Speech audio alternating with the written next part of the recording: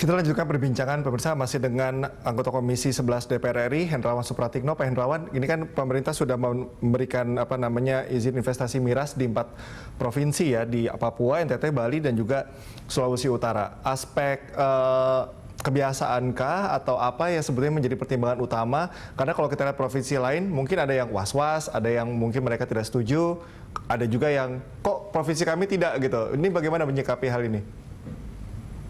Ya, saya kira pertimbangan utamanya adalah kearifan lokal ya. Oke. Karena masyarakat di daerah-daerah itu dinilai akseptabilitasnya lebih tinggi dibanding daerah-daerah lain. Karena ketika kami melakukan pembicaraan tingkat 1 untuk RUU minuman beralkohol, memang masyarakat dari daerah itu juga memberikan masukan yang positif ya, yang agak menolak memang ormas-ormas keagamaan yang terafiliasi dengan ya MUI ya.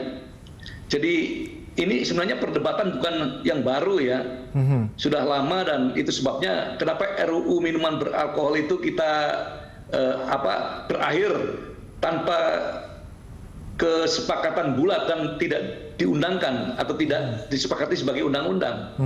Dan itu muncul lagi dalam Prolegnas 2019-2024. Tetapi ketika mau masuk Prolegnas prioritas 2021 pun ya sebagian besar fraksi masih menyampaikan dalam konteks Indonesia berupaya untuk menciptakan kesempatan kerja karena pakmuran dan kesejahteraan hanya bisa dilahirkan apabila kesempatan kerja dibuka seluas-luasnya.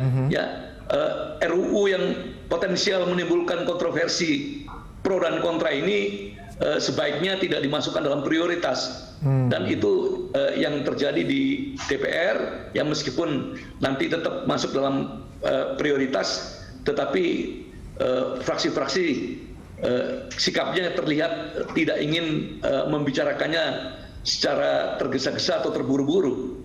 Jadi intinya Cika dan Pirsawan, memang kalau kita ingin membuka kesempatan kerja, maka pengrajin-pengrajin itu diberi payung hukum, diberi ruang atau jalur legalitas.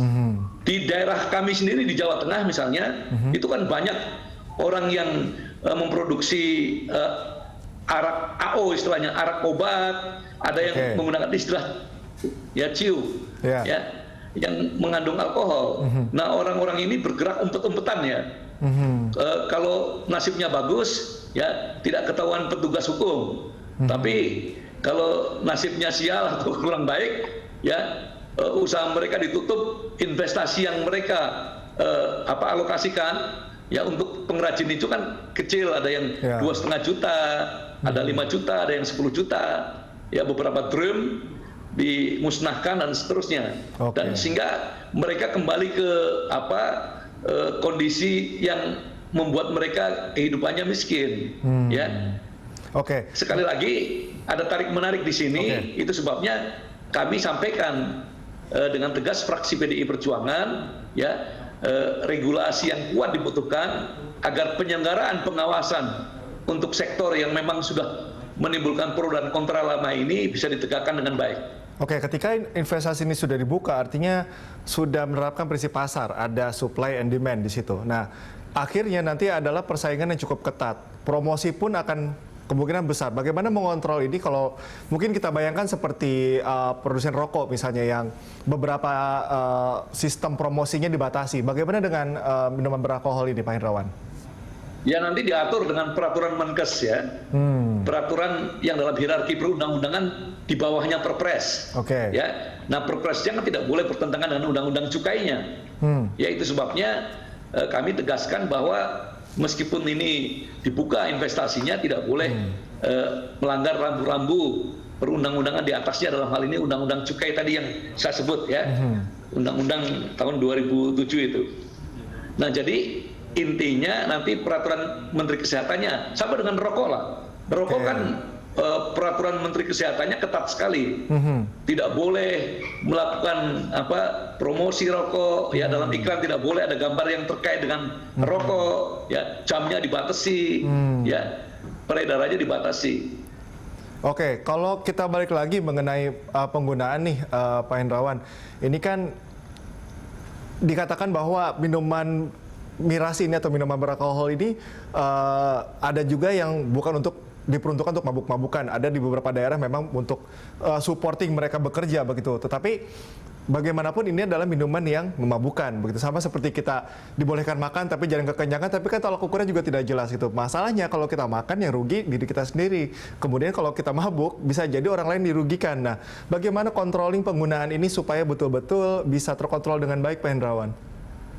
Itu yang kami sampaikan tadi, yang waktu kami studi banding ke Maroko, ya, di Maroko yang beredar secara luas di gerai-gerai itu rasanya itu seperti anggur, ya. Tetapi setelah saya cek botolnya, kami cek kandungan alkoholnya 0%. Untuk yang kandungan 1-5%, yang golongan A, kalau dalam kategori Kementerian Kesehatan itu di tempat-tempat yang terbatas, semakin tinggi kandungan alkoholnya, ya tempatnya semakin spesifik, gerainya semakin khusus, sehingga kalau terjadi penyimpangan, maka penaltinya, sanksinya juga sudah lebih jelas. Itu yang harus dilakukan. Memang sekali lagi pengawasan di lapangannya tidak semudah kita bicara, ya, karena kadang-kadang kita semua tahu lah, kalau pengawasan berjalan sempurna, ya kita sudah membereskan banyak masalah publik sejak dulu-dulu kan. Itu sebabnya sekali lagi ya nanti harus ada ketentuan yang jelas, yang tidak abu-abu, yang samar-samar, yang bisa dipermainkan lagi atau membuka multitafsir di tengah-tengah masyarakat. Anda menilai pemerintah sudah mensosialisasikan hal ini dengan baikkah, Pak Hendrawan, sehingga berbagai stakeholder kemudian berbagai lapisan masyarakat ini sudah bisa mencerna dengan benar, dengan baik begitu, sehingga tidak ada salah kaprah begitu di level masyarakat? Ya, sosialisasi, edukasi, ya ini kan proses yang sinambung, proses yang memang terus-menerus harus dilakukan, karena generasi berganti generasi, hari berganti hari dan seterusnya, ya memang orang-orang berbeda-beda yang kita hadapi, maka itu harus dilakukan secara terus-menerus. Itu sebabnya asosiasi-asosiasi usaha yang terkait dengan bidang-bidang, di mana bidang-bidang itu potensial menciptakan permintaan terhadap minuman beralkohol itu, ya harus terus-menerus ya disadarkan dan melakukan upaya-upaya yang sungguh-sungguh, ya, agar sekali lagi ketentuan-ketentuan dalam perundang-undangan itu bisa dijalankan sebaik-baiknya. Oke, bagaimana pemerintah merespon pro dan kontra ini ya? Karena ada yang mendukung, kemudian ada yang kontra, bahkan tidak tanggung-tanggung, ada yang langsung meminta mencabut saja Perpres ini. Bagaimana pemerintah menyikapi ini sebaiknya, Pak Hendrawan? Ya, ini sudah dimulai ketika kita membicarakan Undang-Undang Cipta Kerja. Ya, jadi apakah untuk kepentingan kesempatan kerja, ya kita melakukan liberalisasi, ya. Secara luar biasa, itu kan perdebatannya seperti itu. Nah sekarang perdebatan yang sifatnya makro secara perlahan dan pasti bergeser ke yang sifatnya mikro. Ketika masuk ke sektor-sektor usaha nanti akan muncul lagi perdebatan di sektor kehutanan, perdebatan di sektor perikanan, perdebatan di sektor farmasi dan seterusnya. Karena yang makronya sudah menjadi perdebatan atau polemik luar biasa, apakah atas nama kesempatan kerja kita membuka ruang toleransi untuk liberalisasi, untuk mekanisme pasar secara luas, ya. Seperti itu, Mas Cika. Perlu tidak Anda menilai menjalin komunikasi lebih intens begitu dengan beberapa organisasi agama, karena kalau kita dengar statement dari PBNU, kemudian Muhammadiyah dan MUI juga sudah jelas sikapnya. Apakah perlu ada komunikasi lebih mendalam dengan berbagai pihak tersebut? Oh iya, pasti. Ya, itu sebabnya kami mendorong agar sebelum Perpres, ya sebenarnya dalam Undang-Undang Cipta Kerja itu kan turunannya ada PP, ya kemudian PP, Perpres dan seterusnya, ini sebelum itu disampaikan kepada publik atau sebelum itu ditandatangani oleh Presiden dalam hal Perpres, ya harusnya sudah dilakukan komunikasi, ya sosialisasi, edukasi, ya supaya sekali lagi tidak menimbulkan pro dan kontra yang menghabiskan energi seperti ini, ya. Tetapi sekali lagi kami berharap para pihak ini, setiap pihak tidak perlu melontarkan komentar yang sifatnya hitam putih dulu, ya, karena prosesnya masih berjalan, ya, dan daerah-daerah kita sering berdebat, jangan-jangan investasinya juga nggak datang, ya, sama dengan orang pasang togel, orang sudah berdebat keras, nanti hasilnya dibagi seperti apa, padahal nomor togelnya nggak keluar. Iya. Artinya kalau kemudahan ini sudah diberikan, begitu bahkan pelaku UMKM juga sudah diberikan stimulus dengan sektor ini, kemudian kalau masih ada oplosan atau yang palsu-palsu tersebut, konsekuensi hukumnya harusnya lebih berat ya Pak Hendrawan? Ya, itu sebabnya kan kalau dilihat di PP itu berdasarkan KBLI ya, kategori bidang usaha Indonesia, alkohol itu 11010, anggur 11020, terus kemudian minuman yang berbasis fermentasi malt KBLI 11031.